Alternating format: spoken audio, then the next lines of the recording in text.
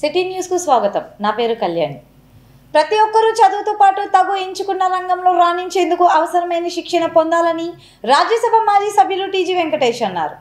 ఈ మేరకు నగరంలో టెక్ మార్క్ ఆధ్వర్యంలో ఏర్పాటు చేసిన ఎంఎస్ఎంఈ డిజిటలైజేషన్ అండ్ స్కిల్లింగ్ కాన్ఫరెన్స్లో ఆయన ముఖ్య అతిథిగా పాల్గొన్నారు.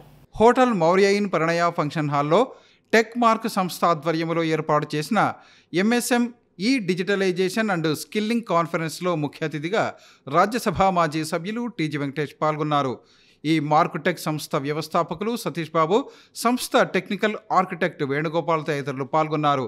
ఈ సందర్భంగా రాజ్యసభ మాజీ సభ్యులు టీజీ వెంకటేష్ శిక్షణ పొందిన విద్యార్థులకు సర్టిఫికెట్లను అందజేశారు. అనంతరం జరిగిన సమావేశంలో ఆయన మాట్లాడుతూ ఎంఎస్ఎంఈ రంగంలో ప్రవేశించేందుకు ఆసక్తి ఉన్నవారికి శిక్షణ ఇచ్చేందుకు మార్కుటెక్ సంస్థ చేస్తున్న కృషి అభినందనీయమన్నారు. ఇందులో భాగంగా సంస్థ రాష్ట్ర ప్రభుత్వంతో అగ్రిమెంటు కుదుర్చుకోవటం ఎంఎస్ఎంఈ రంగంలోకి వచ్చేవారికి ఎంతో ఉపయోగకరంగా ఉంటుందన్నారు. ప్రతి ఒక్కరికి చదువుతో పాటు తాను ఎంచుకున్న రంగంలో రాణించేందుకు అవసరమైన శిక్షణ ఉండాలని, దీనిని ప్రతి ఒక్కరూ గమనించాలని ఆయన సూచించారు. పరిశ్రమల ఏర్పాటుకు నిధుల కొరత లేకపోవచ్చు అని, ఏర్పాటు చేసిన పరిశ్రమ విజయవంతంగా కొనసాగాలంటే ఆ పరిశ్రమల నిర్వహణకు అవసరమైన మెళకువలు తెలిసి ఉండాలని, లేదంటే నష్టాలు తప్పవన్నారు. అలాగే ఏర్పాటు చేసిన పరిశ్రమకు సంబంధించి మార్కెటింగ్ రంగంపై కూడా అవగాహన కలిగి ఉండాలని తెలిపారు. కర్నూలు నగరంలో మార్కుటెక్ సంస్థ గ్లోబల్ కన్వెన్షన్ నిర్వహించేందుకు ముందుకు రావటం అభినందనీయమన్నారు. కర్నూలు నగరంలో పరిశ్రమల ఏర్పాటుకు సంబంధించి 30,000 ఎకరాల భూమి ఉందని, దీనిని అన్యాక్రాంతం కాకుండా గత 25 సంవత్సరాలుగా కాపాడుతూ వస్తున్నామన్నారు. ఏ దేశమైనా అగ్రభాగాన నిలవాలంటే పరిశ్రమలు, వ్యవసాయం రంగం అభివృద్ధి చెందాలని ఆయన సూచించారు. అనంతరం మార్కుటెక్ సంస్థ ప్రతినిధులు సతీష్ బాబు, వేణుగోపాల్ మాట్లాడుతూ తమ సంస్థ ప్రాధాన్యతలను వివరించారు. అనంతరం కార్యక్రమంలో ముఖ్య అతిథిగా పాల్గొన్న రాజ్యసభ మాజీ సభ్యులు టీజీ వెంకటేష్ను సంస్థ ప్రతినిధులు ఘనంగా సత్కరించారు. మీరందరూ తెలుసుకోవాల్సింది, everybody will be going to the school, college to have a good future for them. So they should have a properly trained, just education will not help, properly also should be trained. And properly trained and future they should go for good jobs or good posts or good entrepreneurs. These three things only will be, everybody is required. So for this institution, TechMark, there are 100 MSME skill centers in Andhra Pradesh. They have entered into state government agreement and they are going to have a big way for this type of programs and developing the skill developmenting and also creating some good opportunity for future generation. This MSME skill development is very important. For example, I wish to give you one. Anyone can start the industry if money is available. If you take a small alum plant, it's a small investor will be small alum plant. The right way, if your process, if it is not doing, without experience, if anybody make a trial for the production, just they will have a qualification, everything. Without skill development, without having experience, if they run the plant, each batch will be lakhs of rupees they lose. Investment of the plant will be very less, but the production loss will be very high. Again, skill development, marketing also is there in your skill development. So marketing also is important. Marketing generally, the system how it is going is, suppose if I have industry, I will pick up the experienced people in different organizations, or who have trained skill development institutions just like this, they will also be fit for that post. Otherwise, it will become an experiment in the marketing. So this is also very important for the skill development. And fortunately, state government has entered into understanding agreement with TechMark. Will have a good future for this in this line. And they are also going to conduct global convention in Kurnool, and one is Kurnool, another is Tirupati. That's excellent. So.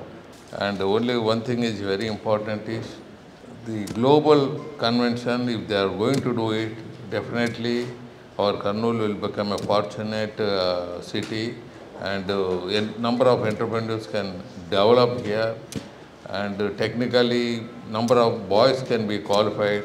We have 30,000 acres of land available, government land. Generally this area kabja, you know that one occupation, unauthorizedly occupy the properties. So somehow last 25 years I am safeguarding this 30,000 acres land. Now it will be very useful. Already earlier Chandrababu Naidu started some industries. We are going to complete, my son is industrial minister, that he is trying his level best to complete those projects, and again he is working out for new projects. So definitely the Kurnool will have a good fortune if the ultimately industry and agriculture for the country needed both the things. With both the things, if it is developed, the country will have a #1 rank in the globally. Thank you, gentlemen. Good day. Thinking of Tirupati and Kurnool especially, because a lot of industries are here. So we thank the government of Andhra Pradesh for their support, and we also thank all the college deans and directors, principals and internship coordinators, etc. We have trained close to a few hundreds of students now, and we are expanding. So these colleges have worked very closely with us, and that's why we really appreciate the time that they have come here.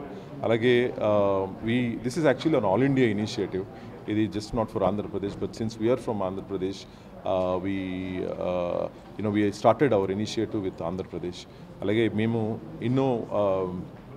there is a US company that we have partnered with who are into IoT, embedded systems and various other latest technologies.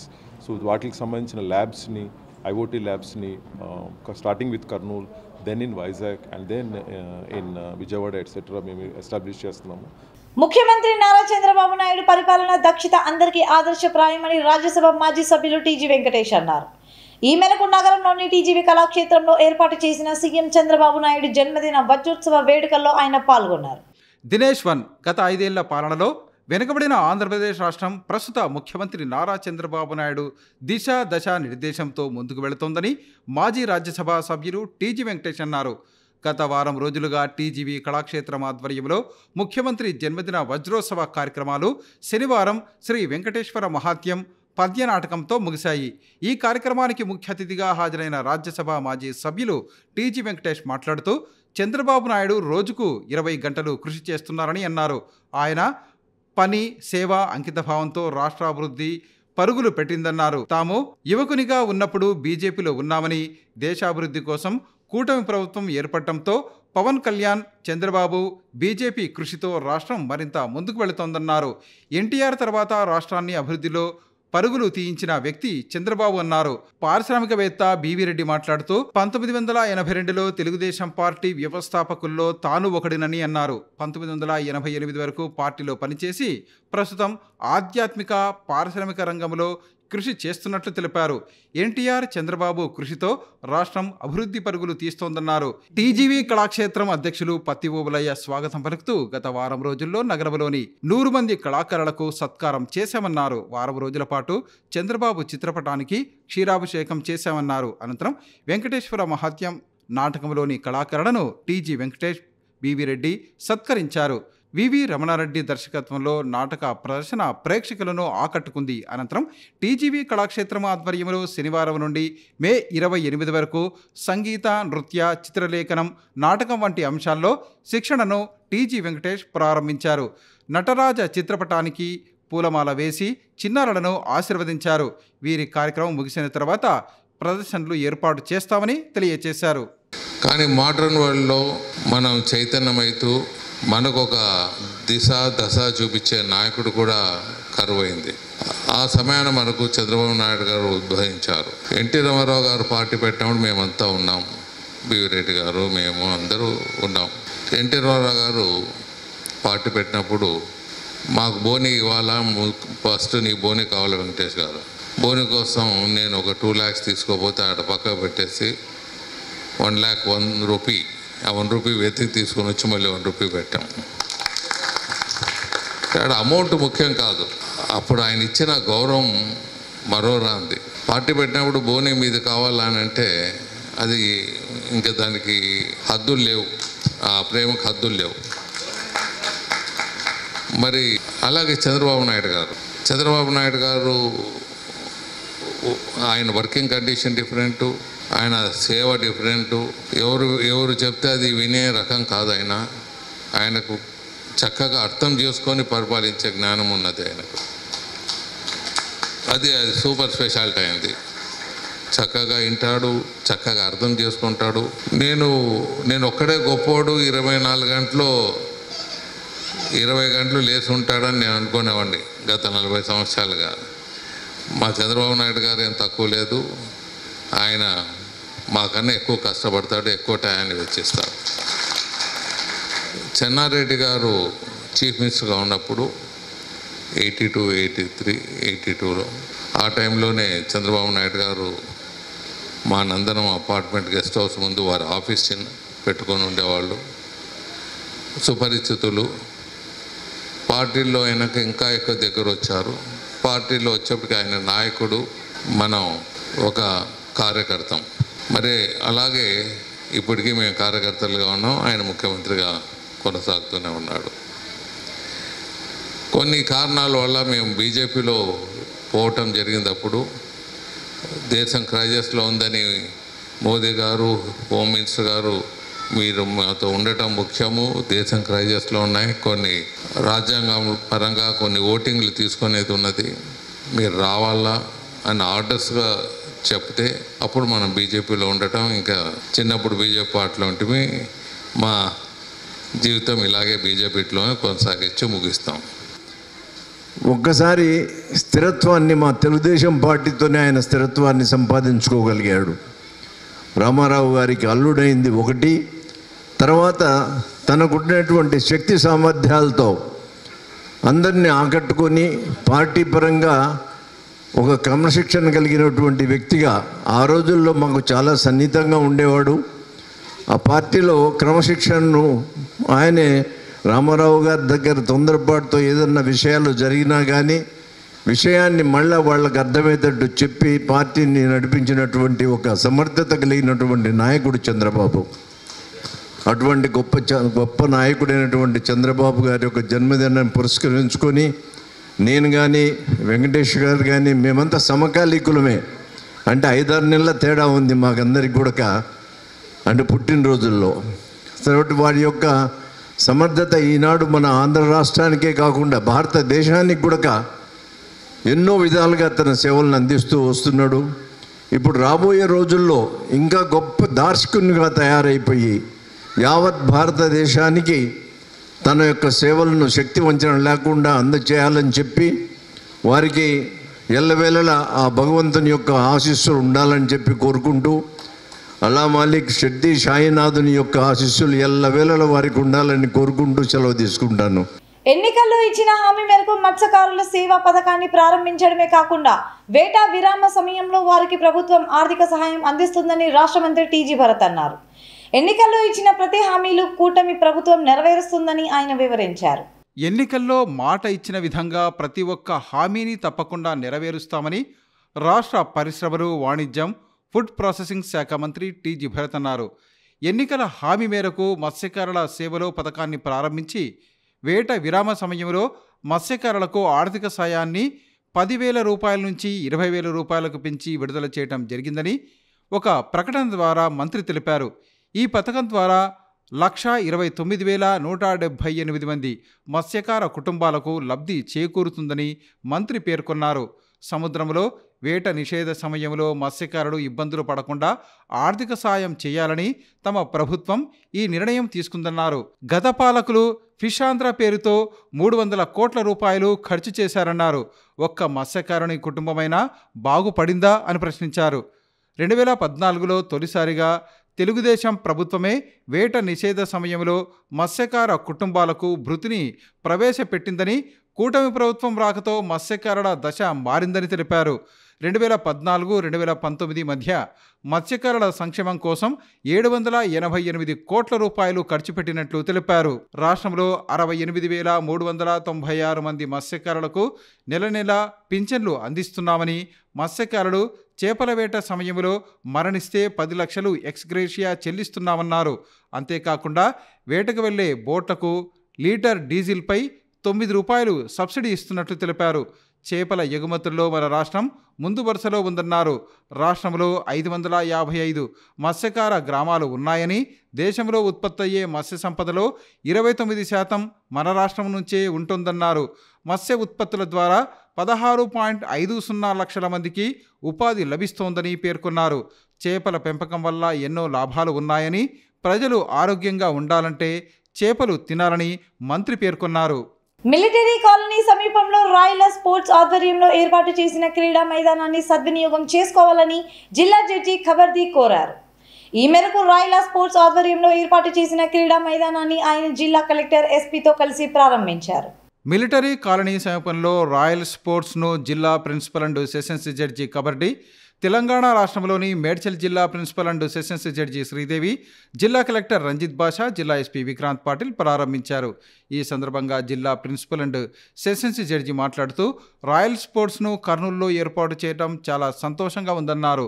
Royal స్పోర్ట్స్ను రాయల్గా నడిపించాలని, జిల్లాలోని cricket క్రీడాకారులు దీనిని సద్వినియోగం చేసుకోవాలన్నారు. క్రీడాకారులు నైపుణ్యాన్ని పెంపొందించుకోవటానికి ఇది ఒక మంచి అవకాశమని, ఈ అవకాశాన్ని సద్వినియోగం చేసుకుని క్రికెట్ ఆటలో బాగా రాణించి కర్నూలు జిల్లాకు మంచి పేరు తీసుకురావాలని జడ్జి పేర్కొన్నారు. జిల్లా కలెక్టర్ రంజిత్ బాషా మాట్లాడుతూ జిల్లాలో ఈరోజు రాయల్ స్పోర్ట్స్ క్రికెట్ గ్రౌండ్ను ఏర్పాటు చేయడం చాలా సంతోషంగా ఉందన్నారు. క్రీడాకారులు ఈ స్టేడియాన్ని వినియోగించుకుని మంచి నైపుణ్యం సాధించి క్రికెట్లో రాణించాలన్నారు. ఈ కాంప్లెక్స్లో స్విమ్మింగ్ పూల్ కూడా నిర్మించి ఒక స్పోర్ట్స్ కాంప్లెక్స్గా తయారు కావటం చాలా ఆనందంగా ఉందన్నారు. ముఖ్యంగా రోడ్డు పక్కనే ఉన్న ఈ స్థలం దాదాపుగా 5 ఎకరాల 50 సెంట్ల భూమిని ఎంసీ బిచ్చల్లి గారు, వారి సోదరులు మరియు వారి కుటుంబ సభ్యులు, తెలంగాణ రాష్ట్రంలోని మేడ్చల్ జిల్లా principal and sessions judge Sridevi ఈ స్థలాన్ని రాయల్ స్పోర్ట్స్ కాంప్లెక్స్ ఏర్పాటు చేయడం చాలా సంతోషంగా ఉందన్నారు. ఈ కాంప్లెక్స్ను కర్నూలు జిల్లాలోని క్రికెట్ క్రీడాకారులు సద్వినియోగం చేసుకోవాలని కలెక్టర్ తెలిపారు. ఎస్పీ విక్రాంత్ పాటిల్ మాట్లాడుతూ కర్నూలు జిల్లాలో ఈ రాయల్ స్పోర్ట్స్ కాంప్లెక్స్ ఏర్పాటు చేయడం వలన క్రికెట్ క్రీడాకారులకు మంచి అవకాశమని, క్రీడాకారులు ఈ అవకాశాన్ని సద్వినియోగం చేసుకుని క్రికెట్ గేమ్స్లో మంచి నైపుణ్యం సంపాదించుకోవాలని ఆయన కోరారు. రాయల్ స్పోర్ట్స్ కాంప్లెక్స్ను ప్రారంభించిన అనంతరం కలెక్టర్, ఎస్పీ క్రికెట్ ఆడారు. ఇరు జట్లకు నాయకత్వం వహించి ఉత్సాహంగా క్రికెట్ ఆడి యువతలో స్ఫూర్తి నింపారు. క్రికెట్ క్రీడాకారులకు ఉత్సాహపరిచారు. ఈ కార్యక్రమంలో Kurnool RDO Sandeep Kumar, municipal commissioner Ravindra Babu, DSDO Bhupathi, revenue అధికారులు, సిబ్బంది, లాయర్లు తదితరులు పాల్గొన్నారు. నగరపాలక సంస్థ సర్వసభ్య సమావేశంలో తనపై దాడికి ప్రయత్నం చేసిన 10వ వార్డు కార్పొరేటర్ యూనిస్ భాషపై చర్యలు తీసుకోవాలని 8వ వార్డు కార్పొరేటర్ పరమేష్ కోరారు. ఈ మేరకు 2వ పట్టణ సిఐని కలిసి ఆయన వినతి పత్రం సమర్పించారు. శనివారం నాడు జరిగిన కర్నూలు నగరపాలక సర్వసభ్య సమావేశంలో తనపై దాడికి ప్రయత్నించిన 10వ వార్డు కార్పొరేటర్ యూనిస్ భాషపై చర్యలు తీసుకోవాలని తెలుగుదేశం పార్టీ నాయకులతో కలిసి 8వ వార్డు కార్పొరేటర్ పరమేష్ 2వ పట్టణ సిఐకి ఫిర్యాదు చేశారు. ఈ సందర్భంగా ఆయన మాట్లాడుతూ కర్నూలు నగరపాలక సంస్థ సమావేశంలో తాను తన వార్డుకు సంబంధించిన సమస్యలను నగర మేయర్కు వివరించారని తెలిపారు. అదే సమయంలో వైఎస్ఆర్ కాంగ్రెస్ పార్టీకి చెందిన మహిళా కార్పొరేటర్ ఒకరు తమ వార్డుల్లో కూడా సమస్యలు పరిష్కరించడం లేదని మాట్లాడుతుండగా తాను జోక్యం చేసుకుని అధికార పార్టీకి చెందిన వార్డులోనే పనులు జరగటం లేదని, ఇక మీ వార్డుల్లో ఏం జరుగుతాయని తెలిపారు. ఆ సమయంలో 10వ వార్డు కార్పొరేటర్ అనవసరంగా జోక్యం చేసుకుని కుర్చీ విసరటం జరిగిందన్నారు. సమావేశంలో ఎంపీతో పాటు ఎమ్మెల్యేలు ఉన్నారని, ఇలాంటి చర్యలు ఎంతవరకు సబబు అని ప్రశ్నించారు. వైఎస్ఆర్ కాంగ్రెస్ పార్టీ అధికారం కోల్పోయినా ఆ పార్టీ నాయకులు దౌర్జన్యాలు మానటం లేదని, ఇది ప్రత్యక్ష నిదర్శనమని ఆయన తెలిపారు. ఈరోజు Kurnool municipal corporation general body మీటింగ్లో మా 8వ వార్డుకి సంబంధించి సమస్య కమిషనర్ గారికి మరియు మేయర్ గారికి వివరించడం జరిగినది. అంటే గతంలో మా గవర్నమెంట్ లేనప్పుడు కూడా మా వార్డులకి అన్యాయం జరిగింది, మా తెలుగుదేశం పార్టీ వార్డులకి. ఇప్పుడు కూడా ఇంకా అన్యాయం చేస్తున్నారు అని చెప్పి మేయర్ గారికి గట్టిగా అడగడం జరిగింది. దాంట్లో నాది అయిపోయిన తర్వాత వైసీపీ కార్పొరేటరు వచ్చేసి మేయర్ గారికి వివరించుకుంటా చెప్పారు. ఆయన కూడా మా వార్డులో కూడా సమస్యలు ఉన్నాయని. దీంట్లో నేను లేచి మేయర్ గారికి ఈమెకు వచ్చేసమ్మా మీకే కాదు మాకు రూలింగ్ వాళ్ళకే జరగటం లేదు, మేయర్ గారు రూలింగ్ వాళ్ళకి కూడా చేయటం లేదు, మీకేం జరుగుతాయని చెప్తే దీంట్లో యూనుస్ బాషా అనే 10th వార్డ్ కార్పొరేటర్ గారు అనవసరంగా అంటే సబ్జెక్టు ఒకటి మేము మాట్లాడుతున్నాం అంటే ఆయన సమస్య ఆమె చెప్తుంది, నా సమస్య నేను చెప్తున్నాం, మధ్యలో దూరి వచ్చేసి చైర్ తీసుకొని వచ్చి అట్లా మీద పాడడం వలన అక్కడ వచ్చేసి ఎంపీ గారు ఉన్నారు, ఎమ్మెల్యేలు ఉన్నారు, తర్వాత వచ్చేసి కార్పొరేటర్లు ఉన్నారు, తర్వాత అందరు మేయర్ గారు ముందు అందరూ ఉన్నారు. అది వచ్చేసి ఒక మీడియా వ్యక్తికి కూడా కంటి తెలిగింది. అంటే ఒకటి ఈ రౌడీ రాజకీయం అంటే గతంలో వైసీపీ గవర్నమెంట్ ఉండి ఇప్పుడు కూడా మా గవర్నమెంట్ కూడా ఇంత దౌర్జన్యం ఒక్కసారి వీడియో చూడండి ఎలా ఉందో. ఈ దౌర్జన్యానికి అరికట్టడానికి మేము ఏం చెప్పాలో మాకు అర్థం కావట్లే. సమస్యల విషయంలో ఆయన మేయర్ కాబట్టి ఆయన కొట్లాడతాం మాట్లాడతాం. మరి ఈయనకేమంట అంటే వైసీపీ కింది మీదకి రౌడీ రాజ్యమే, ఎప్పుడు చూడు భయభ్రాంతులకు గురి చేయడమే. అంటే వాళ్ళు ఈ విధంగా మీడియా ముందర అంత మీడియా ఉంటే కూడా అంత కవర్ చేస్తుంటే కూడా అంత దౌర్జన్యం చేస్తుంటే మరి బయటికి ఎంత దౌర్జన్యం ఉండాలా ఈ వైసీపీ కార్పొరేటర్లది కానీ వైసీపీ వాళ్ళది అనేది నా అభిప్రాయం. దయచేసి ఇటువంటి వాళ్ళ మీద చర్య తీసుకోవాలని చెప్పి నేను కోరుకుంటున్నాను. నీకు ఏమన్నా అడ్డం చెప్పినామా? నువ్వు మాట్లాడేటప్పుడు మేమన్నా అడ్డం పడినామా? మేము మాట్లాడేటప్పుడు మా కార్పొరేటర్లు మాట్లాడేటప్పుడు ప్రతిసారి ఎక్కువ కౌన్సిల్ కాదు, మీరు ముందు కూడా కౌన్సిల్ చూసుకోండి, ప్రతి కౌన్సిల్లో కూడా మా మీద విడుచుకుపడము, మా మీద మాట్లాడడము, మమ్మల్ని తిట్టడము ఇట్లాంటివి చేస్తున్నాడు.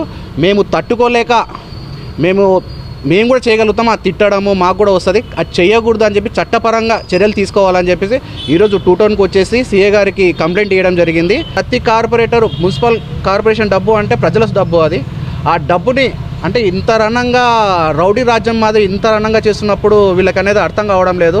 మాకు కూడా వస్తుంది, బాగుండదు అని చెప్పేసి మేము ఇంత రోజులు మౌనంగా ఉన్నాము. చట్టపరంగా చర్యలు తీసుకోవాలని చెప్పి 2 టౌన్లో కంప్లైంట్ చేయడం జరిగింది. అనుమానాస్పద వ్యక్తుల కదలికలపై నిఘా ఉంచేందుకు వీలుగా ఆకస్మిక తనిఖీలు చేపడతామని నగర డీఎస్పీ బాబు ప్రసాద్ తెలిపారు. ఈ మేరకు నగరంలోని పంచలింగాల వద్ద ఉన్న అంతరాష్ట్ర సరిహద్దు పోస్టు వద్ద ఆకస్మిక తనిఖీలు నిర్వహించారు. నగర శివారులోని పంచలింగాల అంతర్రాష్ట్ర చెక్పోస్టు వద్ద డీఎస్పీ బాబు ప్రసాద్ ఆధ్వర్యంలో పోలీసులు వాహనాలను ఆకస్మికంగా తనిఖీ చేశారు. అలాగే ఇదే ప్రాంతంలో డ్రంక్ అండ్ డ్రైవ్ పరీక్షలను నిర్వహించారు. పంచలింగాల అంతర్రాష్ట్ర చెక్పోస్టు వద్ద వాహనాలను ఆపిన పోలీసు అధికారులు వాటిని తనిఖీ చేశారు. అనుమానాస్పద వస్తువులు, అనుమానాస్పద వ్యక్తులను పరిశీలించారు. ఈ సందర్భంగా డీఎస్పీ బాబు ప్రసాద్ మాట్లాడుతూ జమ్మూ కాశ్మీర్లో జరిగిన ఘటన నేపథ్యంలో దేశవ్యాప్తంగా అన్ని ప్రాంతాలలో వాహనాల తనిఖీలు నిర్వహిస్తున్నామన్నారు. ఇందులో భాగంగానే కర్నూలులో కూడా వాహనాల తనిఖీలు నిర్వహించామని తెలిపారు. అనుమానాస్పద వ్యక్తులు, అనుమానాస్పద వస్తువులు ఏమైనా ఉన్నాయా అని తనిఖీ చేసినట్లు ఆయన తెలిపారు. ఎక్కడ పోతున్నారు, ఎక్కడి నుంచి వస్తున్నారు, ఏం క్యారీ చేస్తున్నారు అనే విషయాలు కూడా చెక్ చేసుకోవడం జరుగుతుంది. ఆ చెక్ చేసుకోవడం అవసరం ఉంటే వాళ్ళ మీద ఇమ్మీడియట్ యాక్షన్ తీసుకోవడం, అవసరం ఉంటే వెహికల్స్ సీజ్ చేయడం కూడా జరుగుతుంది. ఇప్పటి వరకు అయితే కంటిన్యూగా మా మా తాలూకా సిఐ గారు శ్రీధర్ గారు, వాళ్ళ సిబ్బంది, ఎస్ఐలు, స్టాఫ్, స్పెషల్ పార్టీలు అంతా ఇక్కడ మొబిలైజ్ అయిపోయేసి ఇది పర్టికులర్గా కర్నూలు జిల్లాకే కాదు ఏపీ స్టేట్కు తెలంగాణ నుంచి వచ్చే ఇంపార్టెంట్ జంక్షన్, ఇంపార్టెంట్ వే కాబట్టి ఇక్కడ చెకప్ చేయడం జరుగుతోంది. ఇది ఇప్పుడే కాదు, ప్రతిసారి ఏ విధంగా సర్ప్రైజ్ ఉన్నా కూడా ఇక్కడికి వచ్చి చెక్ చేయడం జరుగుతుంది. కాబట్టి ప్రజలు కూడా ఏదైనా ఈ విషయంలో మాకు కోఆపరేట్ చేయాలి. తర్వాత ఏ విధమైనటువంటి కాంట్రాబ్యాండ్ కానీ లేకపోతే అనాథరైజ్డ్ ఇల్లీగల్ వస్తువులు ఏమైనా సమాచారం ఉన్నా కూడా తెలియజేస్తే ఎనీ టైం ఇమ్మీడియట్గా వచ్చేసి మేము వెహికల్ చెకప్ చేసి వాటి విషయంలో సత్వరమైన చర్యలు చేపడతామని తెలియజేసుకుంటాం. వాల్మీకుల సమస్యల పరిష్కారానికి నిరంతరం కృషి చేస్తామని వాల్మీకి ఉద్యోగుల సంఘం నాయకులు ప్రకటించారు. ఈ మేరకు నగరంలో వాల్మీకి ఉద్యోగుల ఆత్మీయ సమావేశం నిర్వహించారు. వాల్మీకి ఉద్యోగుల ఆత్మీయ సమావేశాన్ని నగరంలో నిర్వహించారు. ఈ సందర్భంగా జరిగిన సమావేశంలో వాల్మీకి ఉద్యోగుల సంఘం నాయకులు మాట్లాడుతూ వాల్మీకుల సమస్యల పరిష్కారానికి అవసరమైన చర్యలు తీసుకుంటామన్నారు. అలాగే వాల్మీకి సామాజిక వర్గంలో ఉన్నత విద్యను ప్రోత్సహించేందుకు కృషి చేస్తామన్నారు. గత 30 సంవత్సరాలుగా వాల్మీకులను ఎస్టీ జాబితాలో చేర్చాలని పోరాడుతున్నామని, దీనిని మరింత ఉధృతం చేస్తామన్నారు. వాల్మీకులు అందరూ ఐకమత్యంగా ఉండి పరిష్కరించుకోవాలని సూచించారు. కాలం అంటే 1956 తర్వాత ఎస్టీలో ఉన్నటువంటి దాన్ని తొలగించడం జరిగింది. దాన్ని మళ్ళా పునరుద్ధరించాలని చెప్పేటువంటి ఏక సాధనతో ఎవరైనా ఉద్యోగ ఈ యొక్క వాల్మీకి పోయే సంఘాలు ఉద్యమిస్తే దానికి మేము ఉద్యోగ సంఘంగా మద్దతు తెలుపుతాము. ఈ 3 అంశాల మీద ఈ వాల్మీకి ఉద్యోగుల సంఘాన్ని ఏర్పాటు చేసి అనంతపూర్, కడప, కర్నూలు ఈ మొత్తం జిల్లాల దగ్గర చుట్టుపక్కల పరిసర జిల్లాలందరినీ ఏకం చేయడం జరిగింది. దీనికి సంబంధించినటువంటి మీటింగ్ ఈరోజు ఏర్పాటు చేసి ఇందులో మేధావులైనటువంటి వాళ్ళను, ఉన్నత చదువు చదివినటువంటి డాక్టర్లు, ప్రొఫెసర్లు, ఇంజనీర్లు, group 1 officers, so IPS, superintendent of police వీళ్ళందరినీ పిలిపించడం జరిగింది. ఉంది అన్నది కూడా పిల్లలకు తెలియాలన్న సదుద్దేశంతోనే ఇప్పుడు విజ్ఞానవంతులందరూ కలిసి ఒక సమావేశంగా ఏర్పడి ఇంత పెద్ద నిర్ణయం తీసుకున్నారు. అందులో మేము ఉద్యోగం నుంచి రిటైర్ అయినప్పటికీ కూడా మా వంతు కృషిగా మాకు ఇంకా కాళ్ళు చేతులు శక్తి ఉన్నాయి కాబట్టి మేము కూడా వాళ్ళ వెనకాలండి నడిపించగలమనేటువంటి ధైర్యంతో మహిళలుగా అందరినీ ముందుకు తీసుకురావాలని చెప్పేసి నన్ను చూసి నా మహిళలందరూ రావాలని మరీ కోరుకుంటూ దీని మూలంగా ఎస్టీ పునరుద్ధరణ కోసం సాధించుకోవడం కోసము మహిళలందరూ కూడా తరి రావాలని చెప్పేసి మీడియా తరఫున అందరినీ వాల్మీకి మహిళలందరినీ నేను రిక్వెస్ట్ చేసుకుంటున్నాను. అట్లాగే బీద కుటుంబాలలో అనేక మంది చదివించలేక తల్లిదండ్రులు కాయకష్టం చేసి ఆ పిల్లలను చదివించలేక స్కూళ్ళల్లో చేర్పించలేక ఆ పిల్లలను సరైన మార్గంలో నడిపించలేకపోతున్నారు.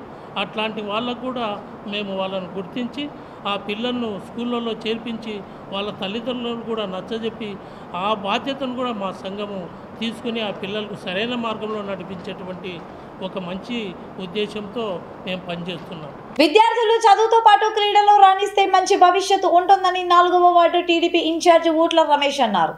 కరాటే శిక్షకుడు వెంకటేష్ ఏర్పాటు చేసిన కరాటే పోటీలను ఆయన ప్రారంభించారు. కరాటే శిక్షకుడు వెంకటేష్ ఆధ్వర్యంలో ఏర్పాటు చేసిన కరాటే పోటీలను 4వ ward Telugu Desam party in-charge Ootla Ramesh ముఖ్య అతిథిగా హాజరై ప్రారంభించారు. ఈ సందర్భంగా ఆయన క్రీడాకరణను పరిచయం చేసుకున్నారు. అనంతరం టీడీపీ నాయకుడు ఊట్ల రమేష్ మాట్లాడుతూ విద్యార్థులు చదువుతో పాటు క్రీడల్లో రాణిస్తే మంచి భవిష్యత్తు ఉంటుందని తెలిపారు. ముఖ్యంగా కరాటే లాంటి మార్షల్ ఆర్ట్స్లో సాధన చేయటం వల్ల క్రమశిక్షణ, ఏకాగ్రత పెరుగుతాయన్నారు. ఇంతటితో సిటీ న్యూస్ సమాప్తం. తిరిగి రేపటి సిటీ న్యూస్లో కలుద్దాం. నమస్తే.